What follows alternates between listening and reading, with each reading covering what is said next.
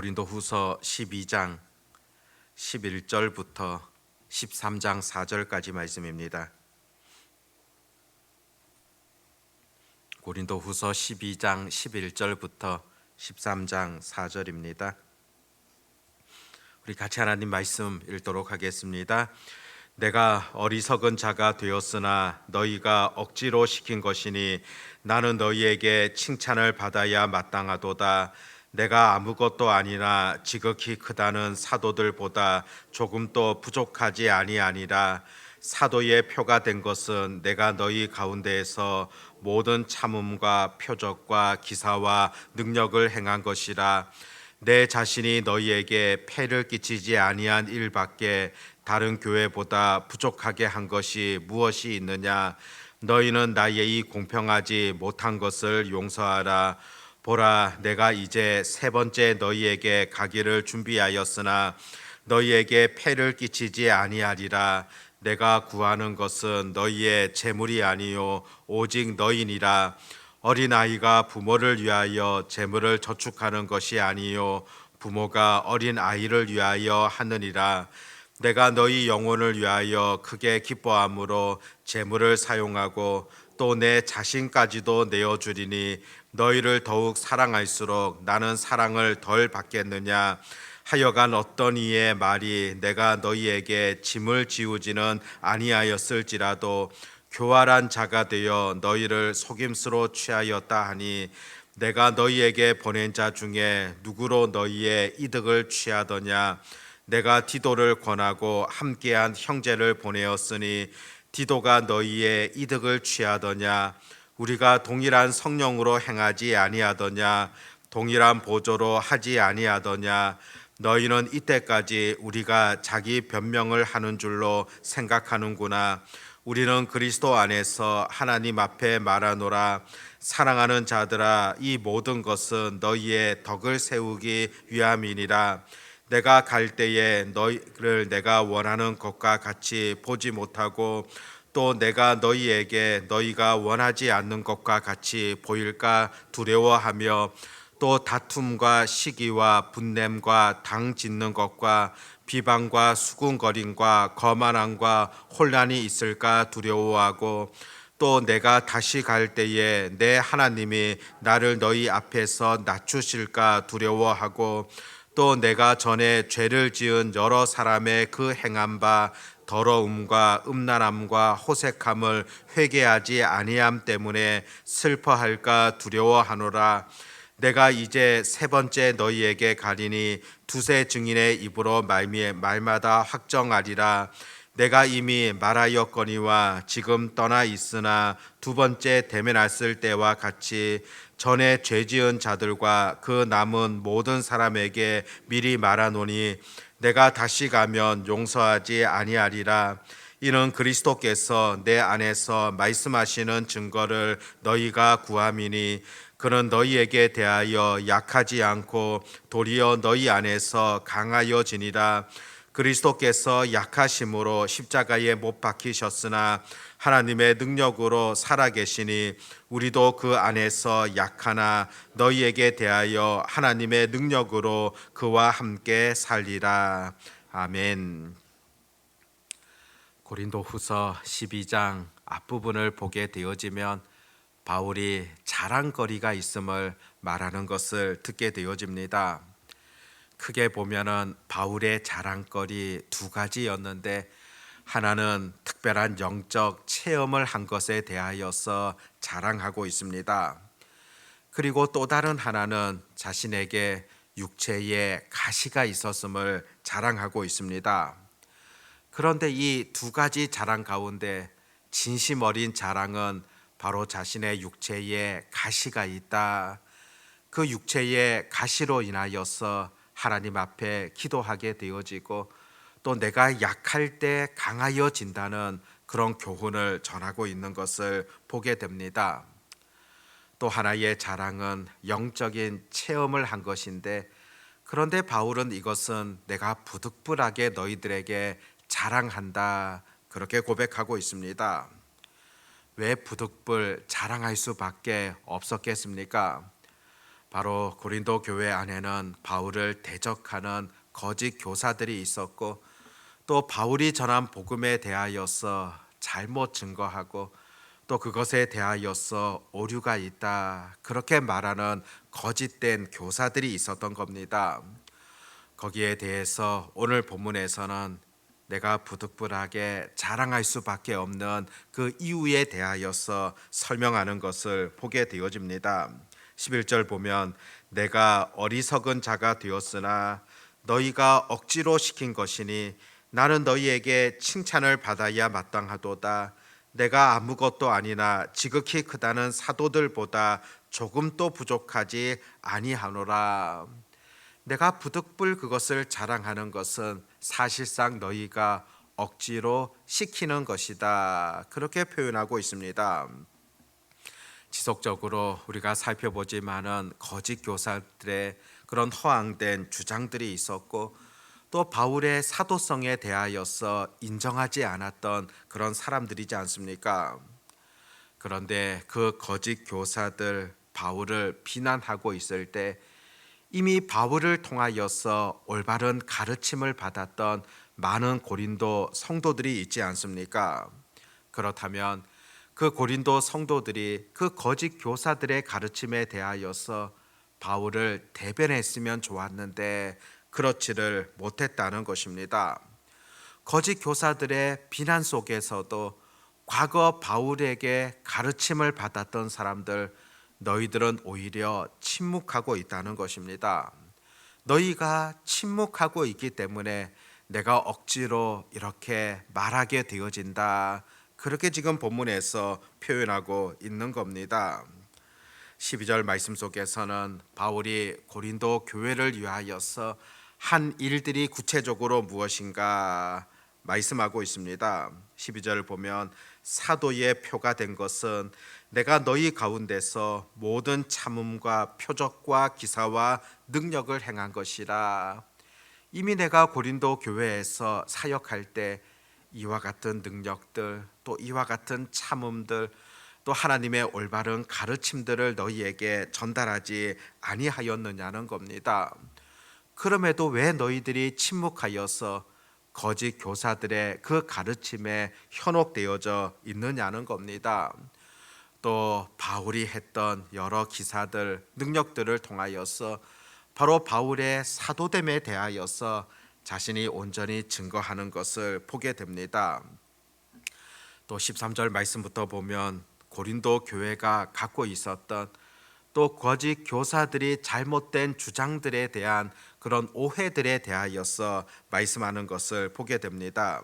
13절에 보면 내 자신이 너희에게 폐를 끼치지 아니한 일밖에 다른 교회보다 부족하게 한 것이 무엇이 있느냐. 너희는 나의 이 공평하지 못한 것을 용서하라. 바울이 복음을 증거하는 가운데 몇몇 교회들을 보면 바울의 사역에 대하여서 물질적인 그런 도움을 주었던 경우들을 보게 되어집니다. 물론 이것이 바울이 그 복음을 전함에 있어서 충분한 그런 액수가 되어졌던 것은 결코 아니었습니다. 바울이 복음 전할 때 늘 장막 치는 일을 하면서 그런 복음을 전하지 아니하였습니까? 그럼에도 몇몇 교회들이 바울의 사역을 위하여서 연보하고 도움을 주었는데, 사실 바울은 고린도 교회에 대하여서는 어떠한 요구도 하지 않았습니다. 그런데 오히려 거짓 교사들은 그것을 이용하여서 바울에게 대해서 잘못된 그런 말을 하게 되어지는 겁니다. 바울이 우리 고린도 교회에 이런 재정적인 부분들을 요구하지 않았던 것, 그것은 우리들을 덜 사랑했기 때문이다, 그렇게 주장을 하는 겁니다. 이에 대하여서 바울은 그것이 아니라고 오늘 본문을 통하여서 전해주고 있습니다. 14절에 보면 보라 내가 이제 세 번째 너희에게 가기를 준비하였으나 너희에게 폐를 끼치지 아니하리라. 내가 구하는 것은 너희의 재물이 아니요 오직 너희니라. 어린 아이가 부모를 위하여 재물을 저축하는 것이 아니요 부모가 어린 아이를 위하여 하느니라. 너희들에게 재정적인 그런 도움을 받지 않았던 것, 그것은 두 가지 이유가 있는데, 먼저는 너희들에게 폐를 끼치지 않게 하기 위함이다, 그렇게 말해주고 있고, 또 두 번째는 그 재정적인 것보다 내가 너희들에게 더 중요하게 여기는 것은 바로 너희들의 영적 생명이라는 것을 강조하고 있습니다. 고린도 교인들이 영적인 생명을 얻고 구원받게 되어지는 것, 이것이 어떤 것보다도 소중하기 때문이다, 그런 가르침을 바울이 고린도 교회에 전하고 있습니다. 이어서 15절에 보면, 내가 너희 영혼을 위하여 크게 기뻐함으로 재물을 사용하고 또 내 자신까지도 내어주리니 너희를 더욱 사랑할수록 나는 사랑을 덜 받겠느냐. 특별히 고린도 교회를 얼마나 바울이 사랑하고 있는가, 그것을 강력하게 주장하고 있는 것을 보게 됩니다. 오히려 나는 너희들에게 대해서는 내 재물을 사용하면서 내 자신까지도 너희들을 위하여 내어줄 준비가 되어져 있음을 전해주고 있습니다. 모든 것을 포기하고 내 생명까지도 희생하면서 너희를 사랑하고 또 그것으로 인하여 너희들이 구원받기를 바란다, 그렇게 간절하게 전하고 있는 바울의 마음들을 들여다보게 됩니다. 너희들의 영혼 구원을 위하여서는 나의 시간과 정성까지도 온전히 희생하겠다, 그런 바울의 고백이지 않습니까? 그럼에도 불구하고 16절에 보면은, 하여간 어떤 이의 말이 내가 너희에게 짐을 지우지는 아니하였을지라도 교활한 자가 되어 너희를 속임수로 취하였다 하니, 그럼에도 그 고린도 교회에 있었던 거짓 교사들, 바울을 향하여서 이런 말들조차도 교활한 자다, 그렇게 지금 주장하는 겁니다. 교활하다는 것은 겉과 속이 다르다는 의미입니다. 간사하다, 그런 의미들을 가지고 있습니다. 거짓 교사들은 바울의 여러 주장들에 대하여서 흠집만 찾기 위하여서 또 그들의 주장만을 펼치기 위하여서 고린도 교회를 현혹하고 있는 그런 마음들이지 않습니까? 이에 대하여서 17절 말씀부터 보면은 바울이 호통을 치듯이 그들에게 가르칩니다. 내가 너희에게 보낸 자 중에 누구도 너희의 이득을 취하더냐? 내가 디도를 권하고 함께한 형제를 보내었으니 디도가 너희의 이득을 취하더냐? 우리가 동일한 성령으로 행하지 아니하더냐? 동일한 보조로 하지 아니하더냐? 누가 그렇게 말하고 있느냐, 그 근거를 한번 대보라는 것입니다. 누가 그 이득을 위하여서 너희에게 그 복음을 전하고 있느냐? 내가 그러했느냐? 아니면 내가 보낸 동력자들이 그러했느냐? 자신과 동력자들이 대하여서 온전히 그 복음 증거를 위하여서, 그 복음을 통하여서 너희들이 구원받기를 바란다는 그런 간절한 바울의 외침들을 본문 속에서 바라보게 되어집니다.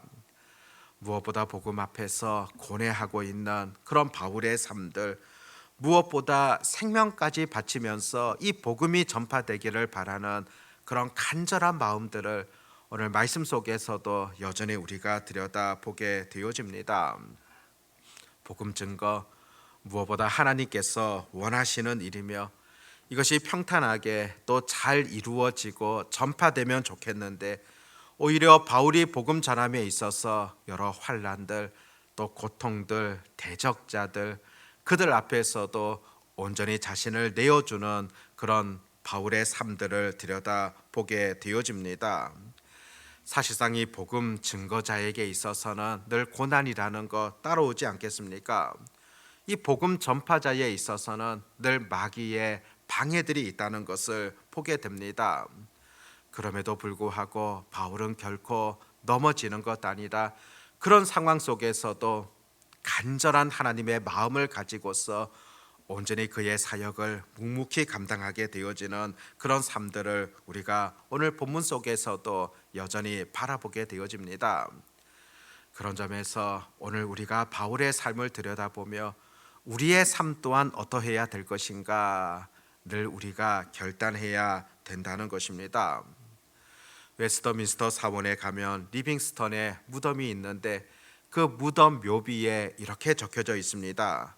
요한복음 10장 16절 말씀인데 또 이 우리에 들지 아니한 다른 양들이 내게 있어 내가 인도하여야 할 터이니, 바로 리빙스턴도 이 말씀을 통하여서 회심하게 되고 하나님의 사랑을 깨닫게 되어집니다. 우리에 들지 아니한 다른 양들이 있기 때문에 그들을 인도하여야 하는 그런 예수님의 말씀 속에서 자신이 깨닫게 되어지고, 또 구원을 받은 이후에 자기 자신도 이 복음을 위하여서 희생하게 되어집니다. 평생을 아프리카에 가서 그 복음을 전파하는 그 일을 했던 그런 선교사이지 않습니까? 이 우리에 들지 아니한 다른 양들이 있는데 저들을 하나님께서 인도하기를 원하신다, 분명한 마음이지 않습니까? 바울이 그 하나님의 마음으로 인하여서 이렇게 복음을 전파하였고, 또 우리 또한 주님께서 주시는 그런 마음이라고 볼 수가 있습니다. 구원의 복음, 생명을 전하는 이 복음, 이것이 여전한 우리의 사명이라는 것을 우리가 결코 잊지 마셔야 됩니다. 우리에 들지 아니한 양들이 어디 있는가?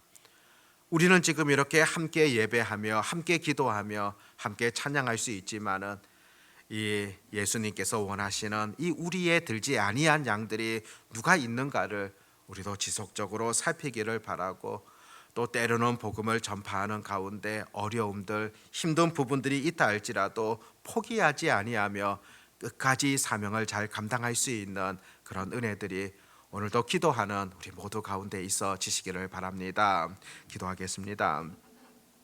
하나님 아버지, 복음 증거를 위한 간절한 그 마음들을 오늘 본문 속에서도 우리가 깨닫게 되어집니다. 여러 환난과 고통과 끊임없이 자기들을 넘어뜨리려는 그런 공격 속에서도 예수 그리스도의 놀라운 사랑과 은혜를 들고서 끝까지 자기 생명조차도 귀한 것으로 여기지 아니하며 전파하였던 바울의 삶들을 우리가 새벽에 묵상하게 되어집니다. 이런 고통과 어려움들이 있었기 때문에, 복음 증거자들의 이와 같은 고난이 있었기 때문에 오늘 우리에게까지 이 복음이 전파되어졌다는 사실들을 우리가 바라보게 되어집니다. 아버지 하나님, 이 구원의 복음들 여전히 오늘 우리들의 삶 속에서도 깨닫지 못하는 자들이 있고 우리에 들지 못한 그런 양들이 있다는 사실들을 바라보게 되어집니다. 우리도 안타까운 심정을 가지고 그들을 주께로 이끌어올 수 있는 그런 역할들, 그런 사명들을 다할 수 있도록 하나님 은혜를 내려주시기를 간절히 소망합니다.